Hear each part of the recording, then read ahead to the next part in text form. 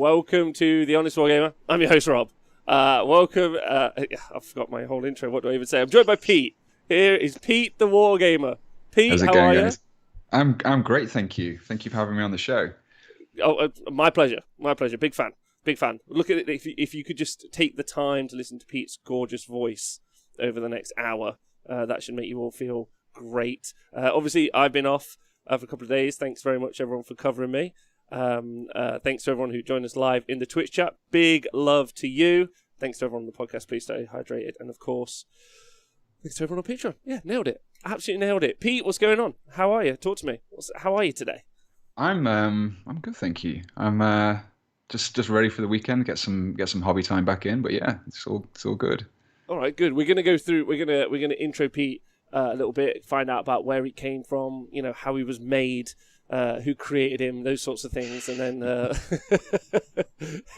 and that's going to be what we're talking about today. Pete, I'm right in thinking you're more of a painter than a gamer necessarily. Yeah, I used to. I mean, I used to game a lot more when I first started, but just haven't really had as much time to do. I really want to get back into it though. It's just something that it's just been on the horizon just to get back into gaming, but just building an army is just a real kind of arduous task at the moment. So yeah, mainly painting at the moment. Okay, well, good. Hello everyone.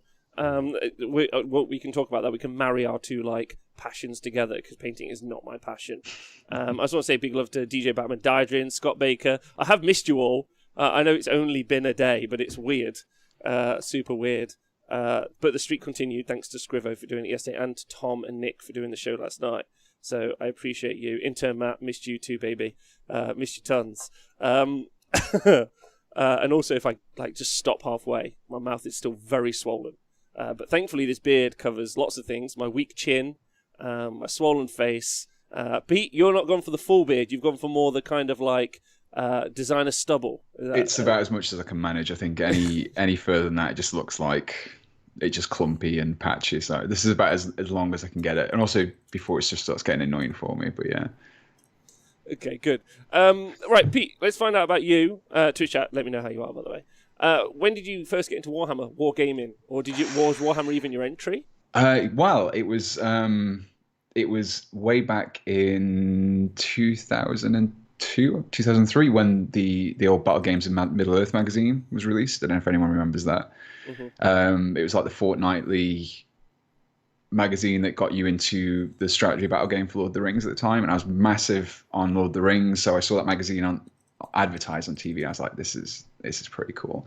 So I started off with it was like £2 for 12 goblins and 4 paints and a paintbrush, and then it was every 2 weeks after that. I just got into that.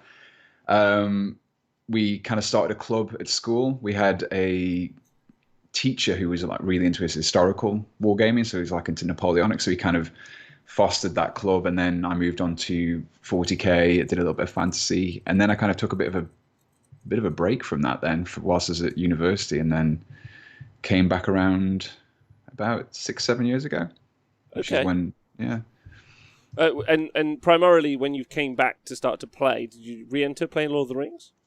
No, I kind of came back just on the painting side. I haven't really. I kind of started off with painting again just because I just enjoyed. I think once I'd finished university and started working again, it was just nice to come home from work. And my job is I'm a programmer, so I do a lot of kind of very intangible stuff. It's all like numbers and letters, and it's nothing physical. So coming home and actually getting to pick up a model and paint it just is a really nice break from the more cerebral stuff that I'm doing during the day.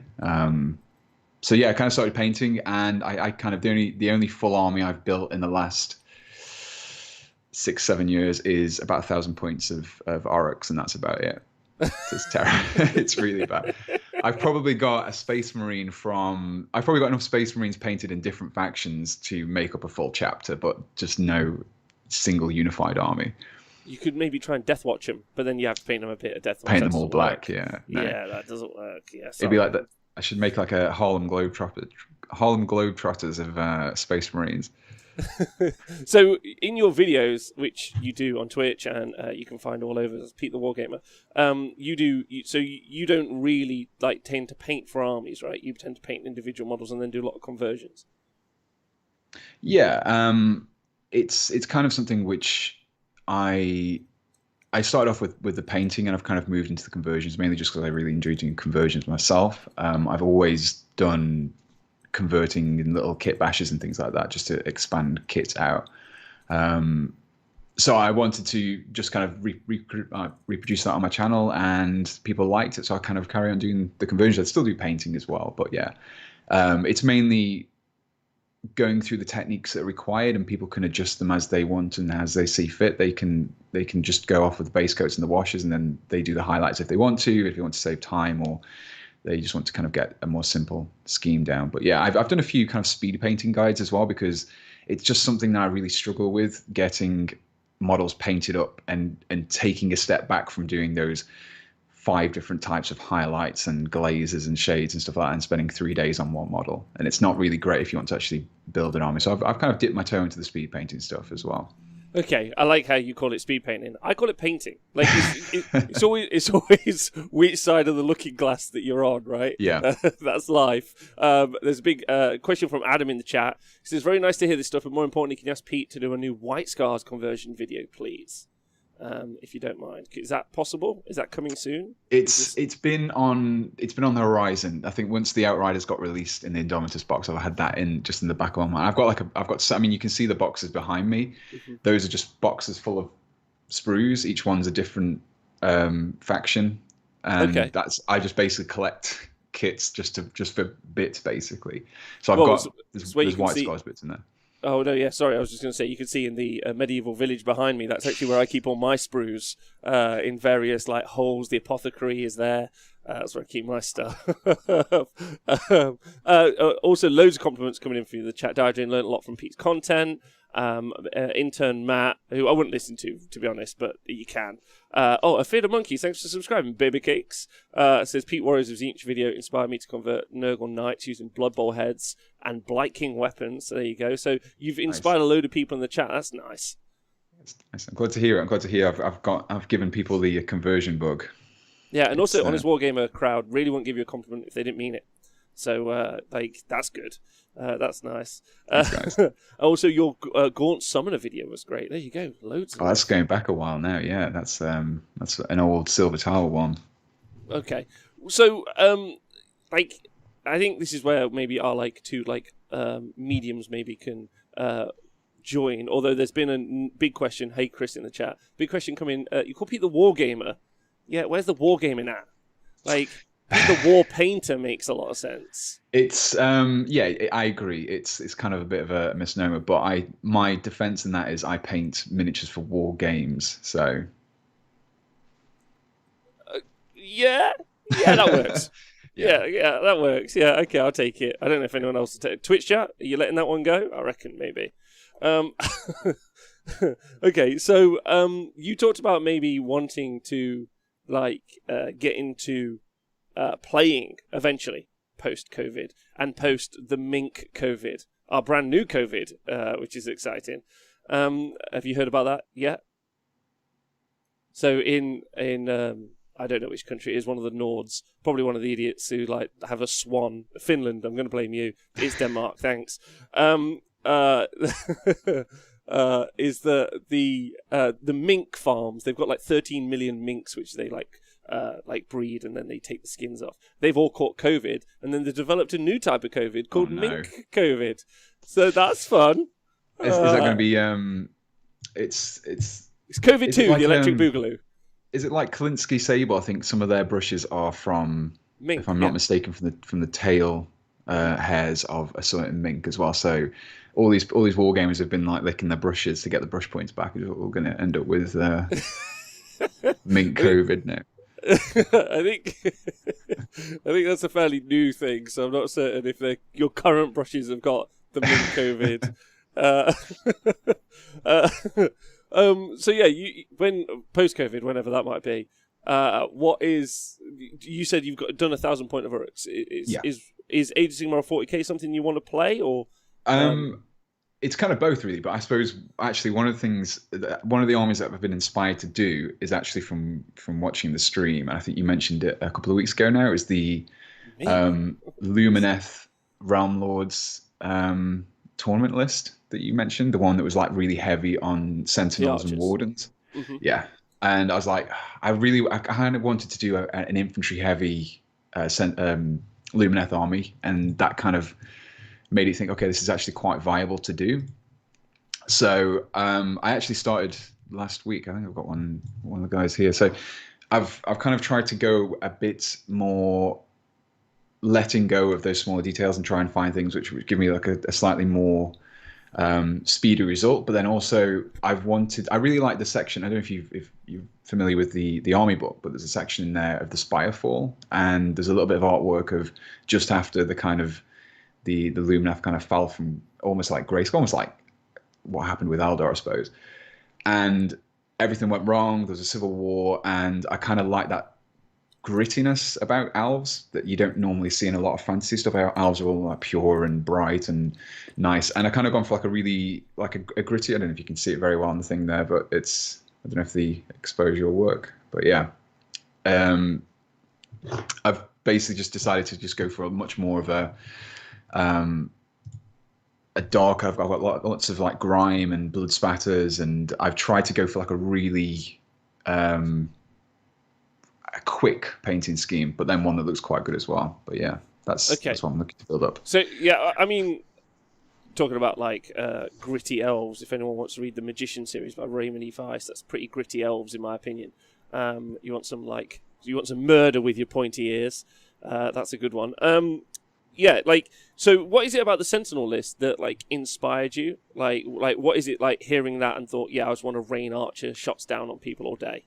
Like, because obviously when I talked about it on the show, I talked about how incredibly good it was and effective. Like, I wonder, because this is an interesting thing, we rarely, as a competitive community, get to have a conversation with someone like yourself who's very, like, painting focused, and then you hear an idea and you're like, yeah, I'll jump on that idea. Like, what was the reasoning behind it? So I think there was a couple of things really. The first one was that normally when I'm hearing these kind of these very competitive lists, you see kind of people who've taken allies and they've mixed and matched different factions, and often for me it's hard to always see the in-universe justification for that, and I like to have a little bit of like a fluffiness or like a theme to an army. And what I really liked about that particular Lumineth list was that it literally was just it was a leader, and then it was a bunch of wardens, and then even more sentinels. And I kind of like the idea of it's a bit more of like a historical army you would expect to see. You would like a very infantry heavy. There are no giant monsters in there. There are no kind of crazy huge models or anything like that. It's literally just foot slugging infantry with some archers, and it just makes a lot more sense to me in terms of how you would expect armies to actually appear. And so I don't feel like it was I like the list. It was basically you did manage to achieve a really good winning list whilst keeping it fairly simple in a way. No, I get that absolutely. I can see how someone who's excited or attracted to like Age of Sigmar would still want that sort of, like, we talk about it a little bit all the time, the realism, which is obviously maniacal. Sometimes, I was talking a lot about the 2 damage clubs on the Gargants, and how unrealistic it is. But then I think it's probably also unrealistic that, they can kick magical objectives which we don't really exist, or insert thing here, that a pair of shackles can pin them down, like, who knows. So, yeah, I get that trying to find that inside. That's why I like when I play 40k, or like I generally am not overly excited about vehicles. Dreadnoughts, yes, I get dreadnoughts, but like a tank, I just don't care. I want some dudes, like, just pumping other dudes on the objectives. That's what I've always said. That's what I've always liked. So because of that, you've decided to try. Is this your first attempt at like speed painting? I did that in bunny ears, just so you know, because you can't see me. I would call it painting to get an army done. I kind of started with some Death Guard at the beginning of lockdown, and I did okay with them. I think I've managed to get about 20 Plague Marines, a Malignant Blightcaster. No, is it Malignant? I can't remember the names of them. But I managed to get a few HQ characters, Plague Burst Crawler done. And then I kind of decided to just wait a little bit because I think that the Death Guard Codex has been released. So I thought I'd just put them hold until that gets released. And then, so yeah, I did some speed painting for them. But these are the first ones where I've come up with a scheme which is pretty quick to do, and is kind of, I like the result as well. I think it looks nice as well. But yeah. We've had a question in the chat. Who do you look to for inspiration?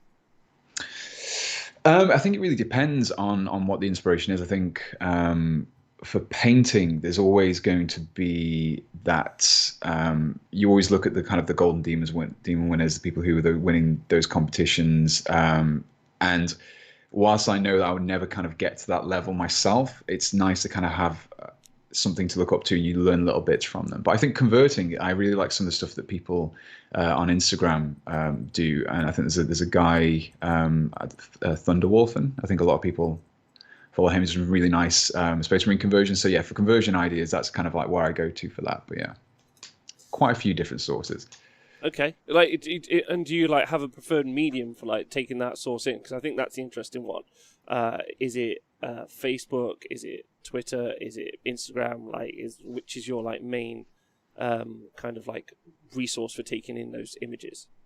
At the risk of sounding like someone who's planning the wedding, Pinterest is actually really good for stuff like that. Shut up. Yeah, it's amazing. You can because you can kind of pin stuff that you're interested in. It'll keep suggesting stuff. So for like conversions and really cool painting things, it's actually really good for just collating loads of stuff that's similar. But yeah, it's surprisingly good. Pinterest. Yeah. Does it get bitchy, or is it just pictures? It's just pictures. It's literally, you just basically go on there, you search Warhammer or Space Marines or whatever you're interested in. You pin a few of the pictures on there, and it'll just keep giving you stuff that other people who've also pinned that picture pinned, and then you can kind of get quite a nice selection and some really cool stuff as well. Like, because I kind of think it trolls it from like really deep, distant parts of the internet, like all forum posts and things like that. So stuff that hasn't made it to Facebook or Instagram or anything else that you can kind of see, and it's really cool actually. And I guess also like there's some sort of permanence to it as well. Like, you can create a board full of stuff, and then you can always go back to it for inspiration later. Yeah, exactly. And I think that's why I like to. Sometimes I'll just browse, and then I'll come back and I'll make Space Marine conversions or Chaos Cultist conversions, and then I'll just go back through and just kind of look at the ideas. But yeah, it's really good. Surprisingly, really. Wait, are we all using Pinterest now? Is that our plan? I like, you might have inspired me, because one of the things I've done recently is I was telling you off air, but I'll tell everyone again. I've taken Twitter off my phone so I can stop being a sassy bitch. And then now I've just started being a sassy bitch on Facebook, so I'm going to have to take that off my phone as well. So Pinterest, it feels like it's going to be impossible for me to be a sassy bitch. So like, I can leave that all in the show. If you guys didn't get enough concentrated sassy Rob before, I'm now going to condense it all into these shows, so that's exciting. DJ Batman says I've been using it for ages. Chuckleberry says Pinterest is ace for color palettes, for sure. I'm not really sure what that means. I always use it for graphic design, which, that makes sense. I thought Pinterest was Snapchat for middle-aged people. Yeah, I mean, I think it gets a bad rap, to be honest. But no, it is really good. I think if you're doing anything like arty or anything like that, it's a really good resource. Apparently, Pinterest keeps nicking all the stuff off my Insta feed, so it just takes it from wherever it wants to. Pinterest so it doesn't like it kind of just links stuff to it as well. Like, I've seen some of my stuff pop up on there a few times, which is like strange when you're scrolling through and then you just see something that you've done. But it always kind of links back to the original people, which is quite good. But obviously, people can't just leave a like. So I suppose it's good and bad in another way, but it's good for finding those obscure posts from 5 years ago that wouldn't show up on a Facebook feed or Instagram very easily. Okay. So a question from me is, like, painting a lot and being involved in the community a lot, but not necessarily going out to tournaments. Are you interested in getting, like, again, we'll ignore COVID in this question, but eventually, obviously. Are you excited about, like, building an army, painting an army to play at a tournament? Like, is that something that you've done before? When was the last tournament I played? I think the last tournament I played was Kings of War, I think, back in, like, when it was like just second edition for that, had just been released. And I actually really did enjoy it. And whilst it's a bit daunting because I haven't really had a chance to play in a kind of a Warhammer competitive scene before, I just kind of like the idea of building an army, and one that I've not necessarily, even though it is a army which has won a tournament list. It's not why I'm going there. Like, I really like the build of the army, and if it does well, then great, and if it doesn't, then I had fun building it. So, but yeah, I Yeah. definitely do want to get involved with the tournaments, I think, a little bit more.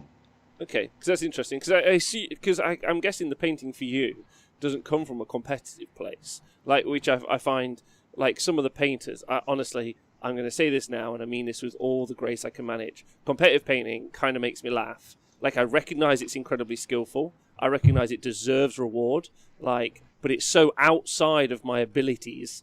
Yeah, or the abilities I can be asked to learn, let's put it that way, in better context, that, like, when everyone's like, oh yeah, shit, I've been painting this for 7 months, I'm like, holy fuck, that would bore me. Like, like I couldn't handle that. But, like, I recognise it's a competitive streak, but I don't feel that that's the case. Like, a lot of the pro painters, or really, really good painters, I feel like that there's some level of competitiveness in them. They see something, they want to copy it, or they want to do better. Like, I can understand that drive.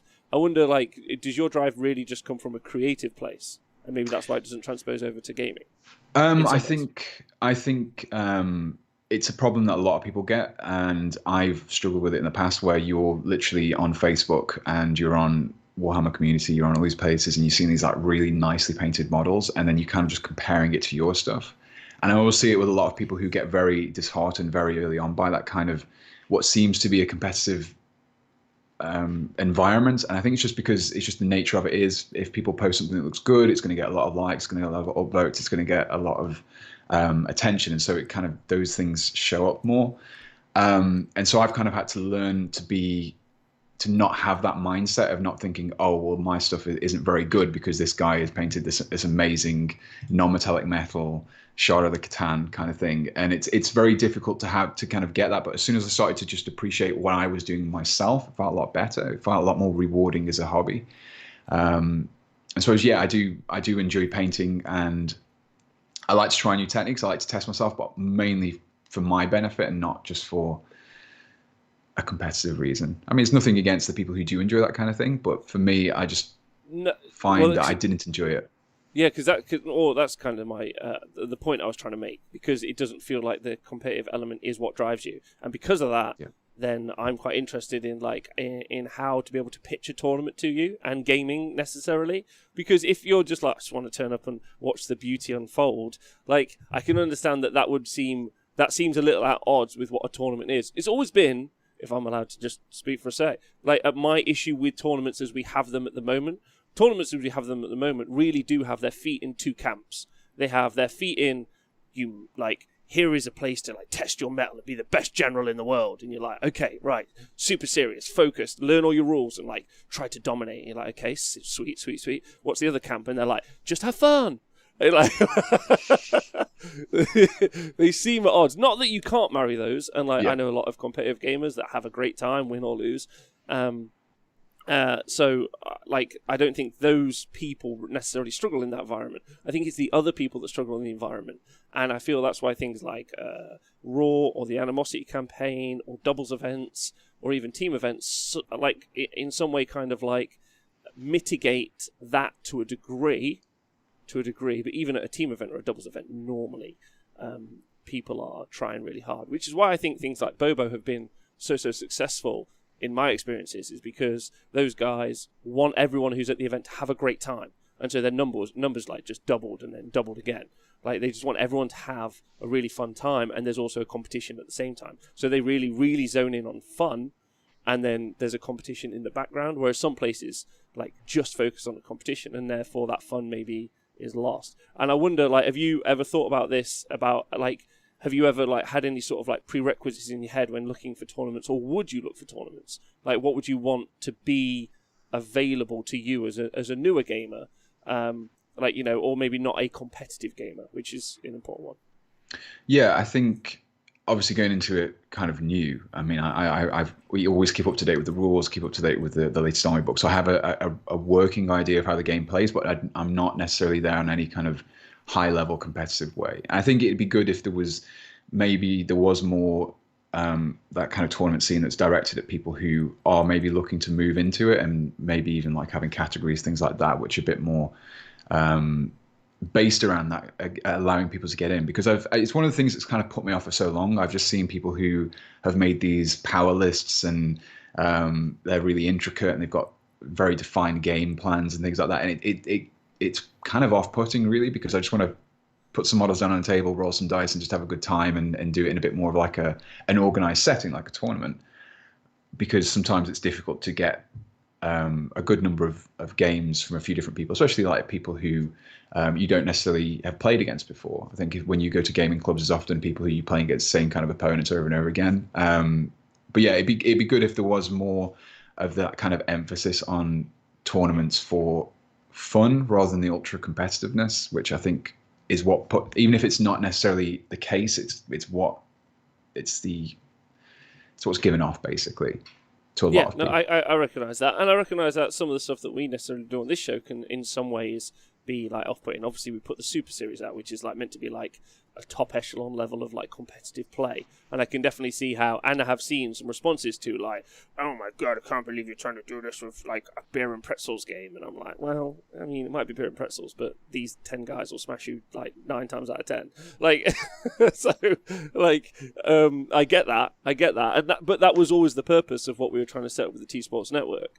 Is then because if you can separate out those two groups to a degree, or more importantly, you can have a place where you can do that like raw, competitive, knife-edge stuff that allows you to do another event which isn't that. Like, it allows you to do both, you know. Like, but I feel like if you ever try to create just the one space that's just fun, you have all these sorts of people turn up, and that's always been true. Like, and my experiences of that are when I went to Warhammer World. So I went to Warhammer World for several different events, especially during the start of Age of Sigmar. I went to a couple of 8th edition tournaments for Fantasy, and then I went to a couple of Heresy events, and I went to some Age of Sigmar events. And my experiences were always really, really weird. At the Warhammer Fantasy Battle event, that was fine. That was just tournament, so you just played, whatever. Like, it wasn't really a drama. They didn't really call it a tournament, but you know, whatever it was, like, it was fine. But then when you went to, I went to a Heresy event, that's, you're not meant to play it competitively. Like, you just self-police. But if you're new, like I was, and you didn't really understand it, I just bought loads of knights because I thought they looked sweet as, yeah? And I could paint them quick, ran them at people, and people got Mardy. Like, Mardy. Like, and I was like, and I was too new to understand what I'd done, if that makes sense. So I didn't know. So I was like, oh, well. Like, and then I was playing Age of Sigmar at the same time, where me and Nathan had played a game.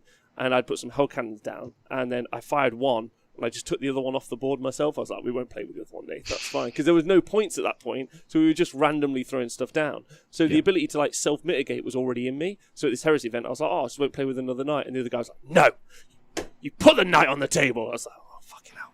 Hey, you need to stop being... So the problem is you need like some pretty good system mastery to be able to like self-mitigate. Yeah. Like, do you know what I mean? Or you need a really, really competent TO who's willing to create that environment.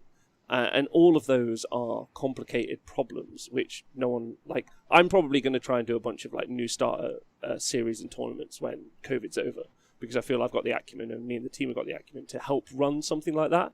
You know, like, send your list in advance, but like, nah, just stick this other thing in. And you're like, okay. You know, like, and I can recognise a bent list versus like a non-bent list sort of a situation. So that should help. Yeah, I mean, that's kind of sounds exactly what I think is needed. I mean, I've not like been super researching the tournament. I only really kind of wanted to get an army done during lockdown, so I've not really had a look at it because obviously no tournaments are really running at the moment. But having something there which is a little bit more kind of accessible, and I think that's the thing. People want to go to a tournament, and if they're not they don't necessarily want to be, oh, I've been playing this game for 2 years. Some people might just start the game and want to join a tournament just for the fun of it. And what I think you end up having is people who are basically the equivalent of just playing like a local game with friends versus going to kind of like the final at Wimbledon or something like that, and you're playing against these kind of people, and it stops being fun for both people. Then if you've got people who are new, who aren't maybe quite as up to date with the rules, they're not going to have as good a game against someone who's really into the rules as they. So it's about balancing, I think. You don't necessarily want to isolate people away from each other too much, but I think it'd be good to have a bit more of a nicer, accessible tournament scene, basically. I think so. And that's because a lot of focus is and will always be, because a lot of the coverage that goes out there is obviously to do with like top lists, tournaments, like who's the best, like where are you on a ranking, that sort of stuff. Like in that individualism sort of like environment, I feel can sometimes be as negative as it is a positive. Whereas I think teams are a really positive environment, because generally you get like a lot of love and support for a team, and then that team also can love and support each other. So I feel like that's generally quite useful. Donaldinho in the chat has offered to be our comp master and say yes or no to any lists that come in, which is useful because he'll probably just say no to anything that's not Grots, which is awkward. He might let an ogre slip in once or twice. So your Iron Jaws maybe would get in, I'm not sure, but it would probably he'd know anything but a destruction army. Would you be interested in that? Just going to a destruction-only event? I think so, yeah. I think that'd be good. Yeah. It'd be good fun, yeah. Yeah. And would you be interested in, because this is something that happens a lot in the tournaments as well, there normally is like an award for best painted. Do you think that would be something you'd be vying for, or not something to get an army done? I'd at least be hoping for that. If I didn't win any games, then yeah, it'd be good to win best painted. But yeah, I think at the moment what I'm looking to do is just to get an army built, and if it's not quite as good a painting as I would do on like an individual model basis, then that's fine. I think this is one of the things actually I'm trying to find the balance between finding an army which is, I mean, I've completely gone against what I was trying to do in the first place by choosing a list which has got like 80 odd infantry in it. So, but I think there's always I think I always see it online anyway when people saying, oh, give me, I want to build an army, I want to build it fast, I don't have much time to build and paint. What would you recommend? And then people will go, oh, take knights. And it's like, I agree with the fact that you've got like 2 knights and that's like most of your army, but those are big models. They're big models to paint, they're big models to assemble and build. And I think there's not always a clear resource for people who, I mean, custodians are quite good because they're obviously, every unit in that is expensive and they're still infantry size for the most part. So you can spray them gold, paint them red, give them a wash, and you've got a decent army then. And I think there's not always a great amount of resources for people who they want to build armies that are competitive, that are easy to build, that are easy to paint, and still quite fun to play with as well. And that's something I've kind of been trying to research myself, but not knowing enough about the game. It's very difficult. I can say, yeah, this army is good for painting, this army is good for building, but then it's hard for me to give the advice on the other side of things. And it's even hard when you know anything about the game to give that advice, because like there's a lot against it. Is there anything, a question that's coming from the chat, is there a method of painting a style that Peter's looking to get into? Is like, because you're such an immaculate painter, like if I can compliment you, and such a detail-orientated painter, which I think is excellent, and I think a lot of people who like your content are in love with. Like, does that mean then that like switching your style into this, I need to get 80 dudes done, is like, does it hurt? Well, it's basically, it's caused me to experiment. I did the loom method I've gone for. Like I said, I liked everything came together really nicely with these, because I like the Lumineth, I like their models, but I didn't like their kind of clean-cut aesthetics that the army books kind of present. But then there's that one page about Spirefall, it kind of gives them a little bit of a darker version. I thought I can use that. And it always gets battered around, but basically, if you want to paint your models quick and easy, then you go for the Grimdark style.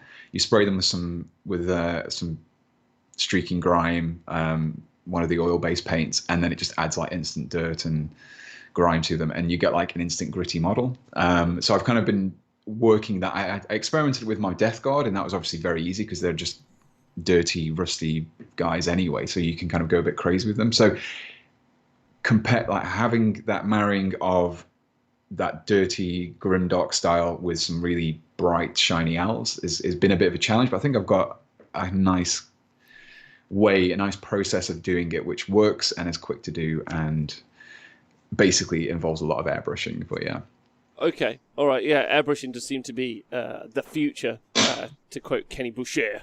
Not that I would quote him. And then what about basing? Because basing to me is always the kind of key for an army, like especially with Grand Alliance stuff. that generally, I don't know if that's something that you've thought about yet, but if you ever wanted to move into another Order army, but maybe ally in some of the Lumineth Realm Lords, you would have to keep a consistent base in so that you could take it to a tournament. That's one of the kind of major concerns. So all of my Chaos stuff is on lava bases because they're from the Realm of Fire, and the Realm of Fire is only made of lava and mountain and volcanoes. I don't know if anyone knew that, but that's the fact.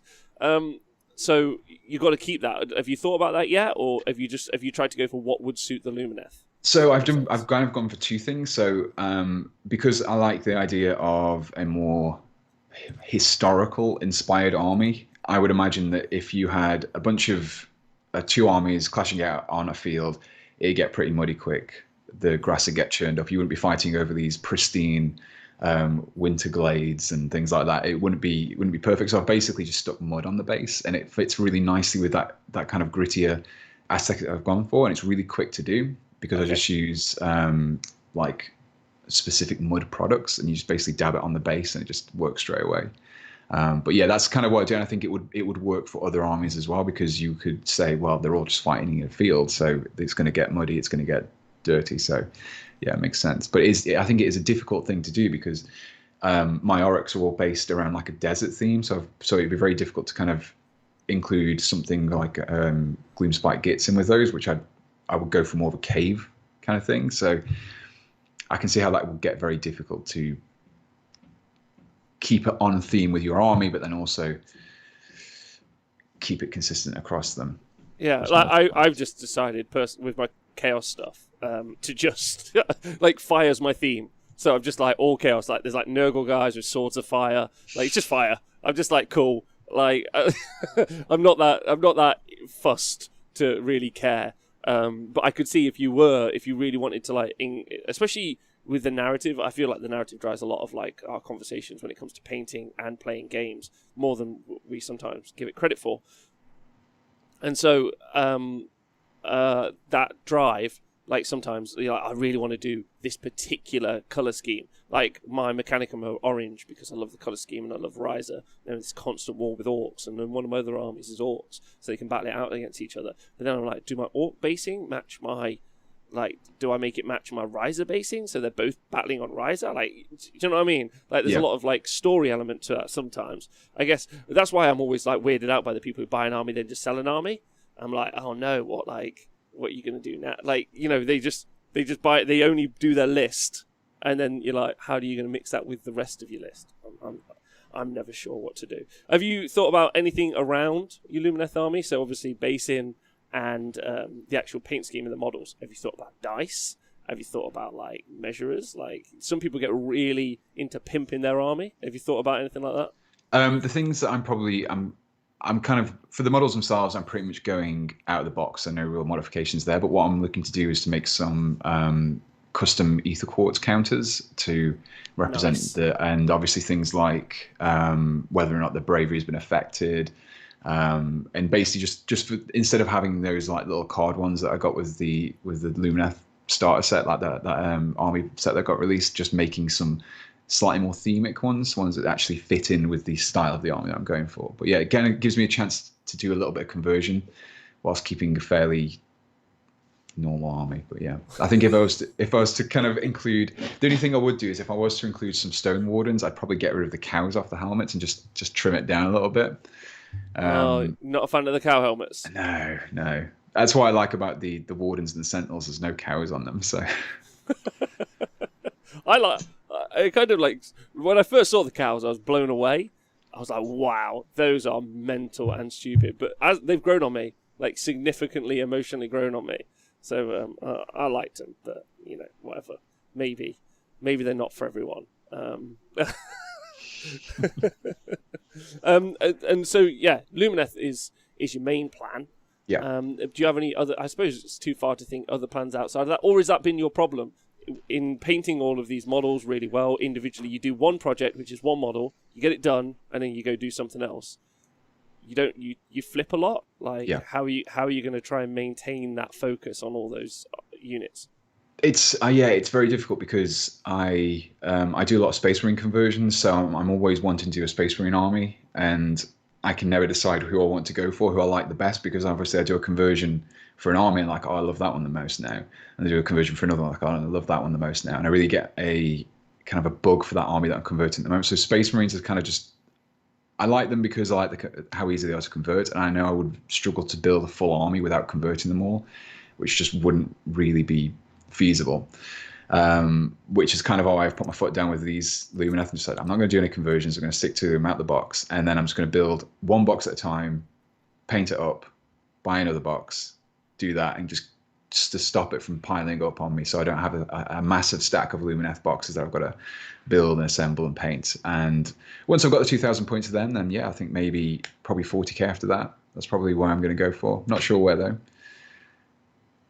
Yeah, well, I mean, like there's lots of options. That's one of the biggest problems I have at the moment, being in love with both games. I mean, I'm very, very excited for the Broken Realms book tomorrow.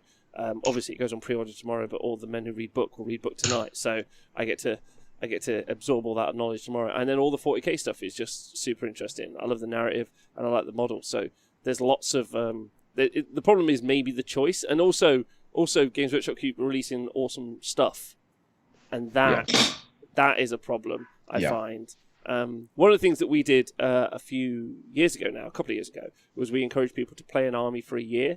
I don't know if you've heard me talk about that. But one of the things that we discussed was just playing an army for a year so that you develop skill sets with just that single army. And then you learn, because I don't know if you found that to be... I think maybe it'll be different for painting. Do you practice the same techniques on each model, or do you try a new technique on each model? Does that make sense? Like the repetition in gaming is always really, really useful. Do you find that repetition in painting useful, or do you not tend to do that? So I tend to do, going back to these Lumineth, I did a couple of test models and basically kind of honed the scheme then. And then and I kind of adapted it. So I did the first model. I think, okay, I like this. How can I adjust the scheme? How can I adjust the process to make it work for me? And then I did the second model and I was like, yeah, that's what I want. And then I've developed that over the rest of the kind of the unit that I'm building. But yeah, I think it's the trouble is with me in paintings, I like to paint different things in different ways. So the task for me is going to be painting a whole army in the same scheme, in the same way. And I think that's going to be the biggest difficulty for me, which is why I often think, oh, I just fancy painting some Imperial Fist, something bright yellow or something like that, instead of painting these dirty blue and white elves. But yeah, I think it's going to take a lot of self-control to do that, but it is difficult to just paint that same scheme over and over again. At least for me, some people enjoy the kind of the sausage factory aspect of doing the same thing over and over again. That's me actually. The bit that slows me down the most is knowing what to paint next, like what color to do next, like looking at the model, like what am I going to do here? Does that make sense? Like whereas once I know I say it to this day, I had to paint 80 tech thralls for a heresy tournament I was going to. Most fun I've ever had. It was just like, now everything is orange. I was like, okay. It's like, now everything is red. Okay. And that was brilliant. Like, I'm super into that. But like characters are the ones that probably annoy me the most, because it's the most like, I've got to do this goddamn tiny vial. What the hell? Like, there's a whole new thing I need to learn, which I hate. So I'm a sausage factory. Man. However, question in the chat, which I think relates to this exact topic from Kelbar, is I pick up Warcry Catacombs the other day. What view on your sorry, really struggling. What you view on warband kits? I found some models to have insane small detail to paint. Any tips for painting super fine detail? Do you have any tips, please, Pete?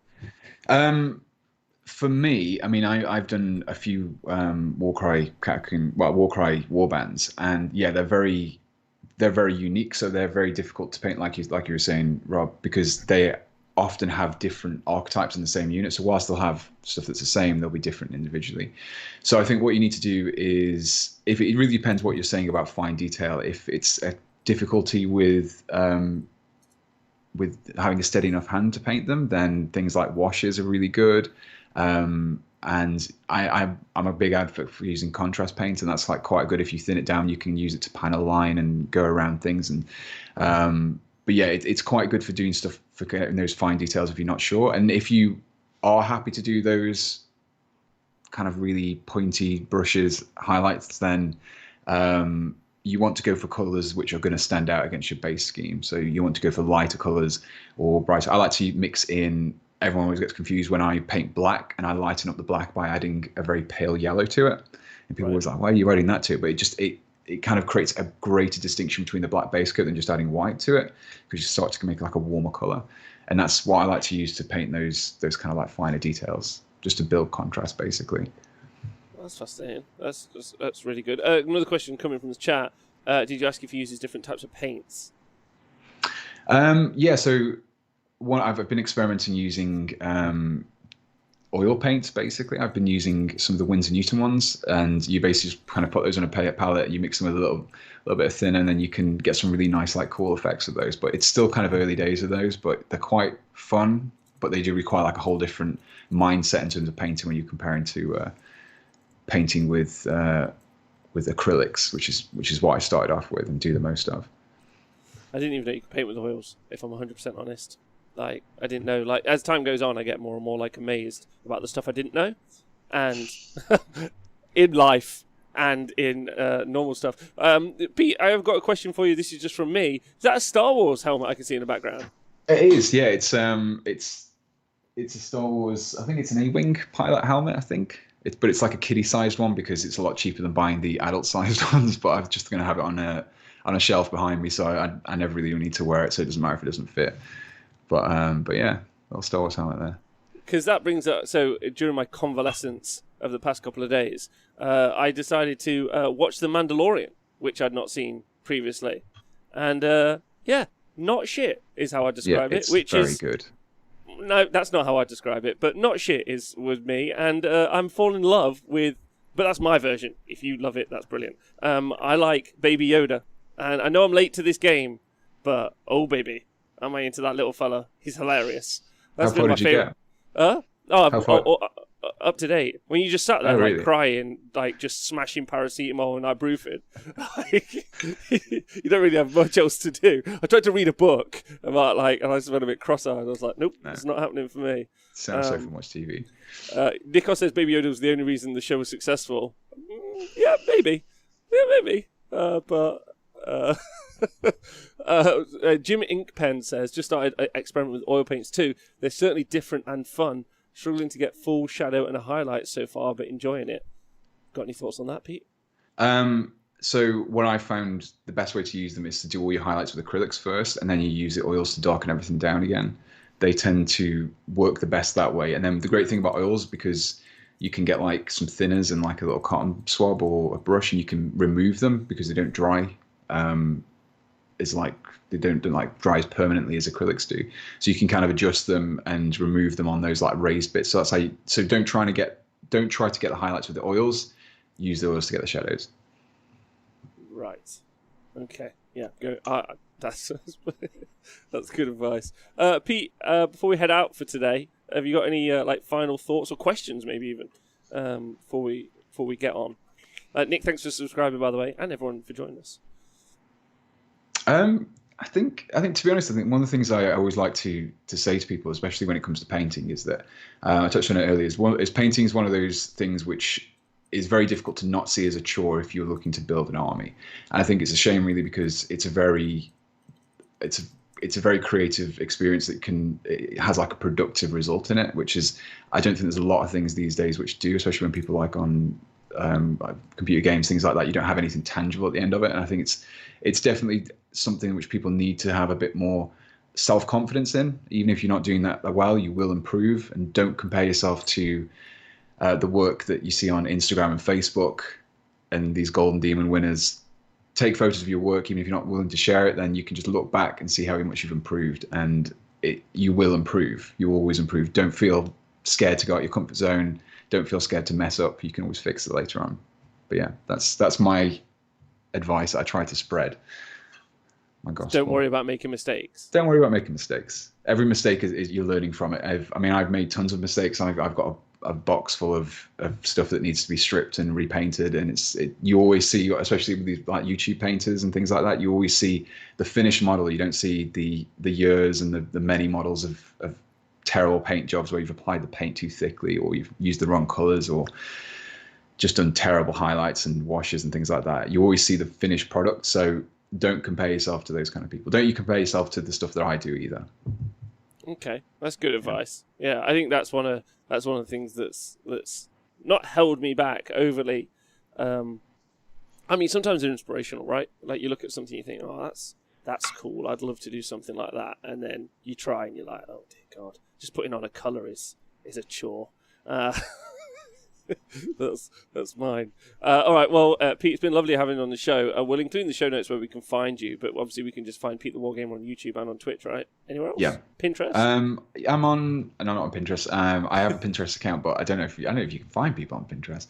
I don't know either. I don't know. I've used it, but yeah, I'm on. I've got a Facebook page, but mainly Instagram and YouTube, probably the places where I'm the most active. But yeah, best place to find me.